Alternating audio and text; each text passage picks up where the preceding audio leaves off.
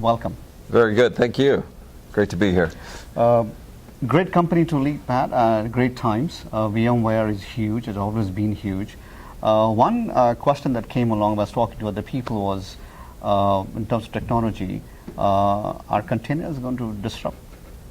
Containers? Well, you know, we've described our strategy with respect to containers very simply as containers without compromise. In other words, we're embracing the container technology and adding it as a first-class citizen on the VMware infrastructure. Because containers need to be secured, they need to be managed, they need to be, able to scaled up, scaled down. So we see those things are all the problems that the virtualization and what we call the software-defined data center layer has solved.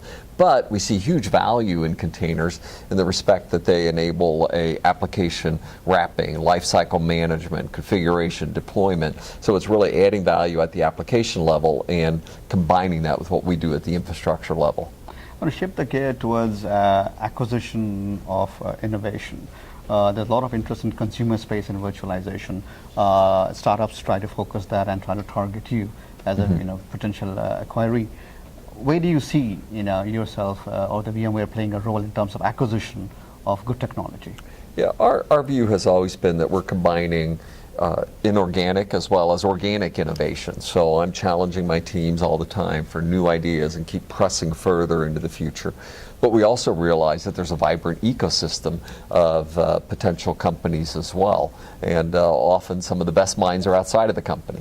So we really are trying to do both of those, and we continue, and we've done several big acquisitions the last couple of years like AirWatch and Nicira that really have defined our strategy in those areas. And we really pride ourselves that not only do we do the acquisitions, but we're uniquely seen as being able to acquire these companies, bring them in, accelerate their growth, and keep the good people. And usually when companies acquire, larger companies acquire hot startups, the good people leave. They go on to do something else. In our case, we still have the best people who feel empowered and that they can execute their vision and mission as part of this growing team of the VMware. The other element of innovation, organic, is to empower leadership. Okay? Find those leaders and tap onto them and empower them. For a company like yours, where technology is so rapidly evolving, you don't have time from quarter to quarter. It's pretty much every week there's something new happening. How do you keep the balance between keeping a tab on the evolving technology and having the right leaders so they are dynamic in their own nature? Yeah, and it's really important that those leaders, you really get the best and the best, the brightest, those who can really build teams. And the difference between a good leader and the best leader, maybe 10x. Right, and things, and so we really put enormous focus on getting the best people that we can, and they attract the best people because they want to come and work with the best people, so it becomes a reinforcing.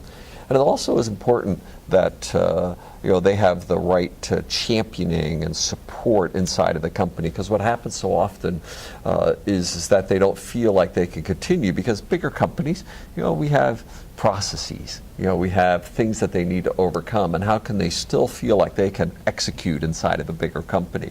And so I and my senior leadership team, we really put a lot of focus making sure we give the right guardrails, and don't let too many people help them and prevent some of the normal bureaucracy and other things to seep in and slow them down. And personally, I also take great pride in mentoring them as well, and take them under and really develop them to the next level of leadership.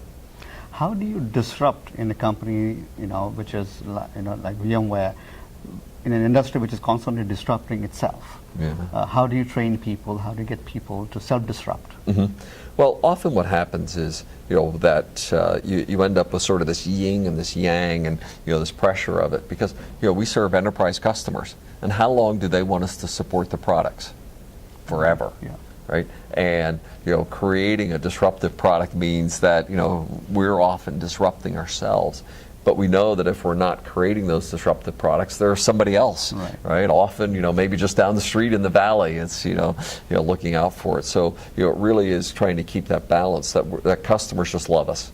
They just love our support. They love our products, and they're confident in our roadmap of where we're taking them as well.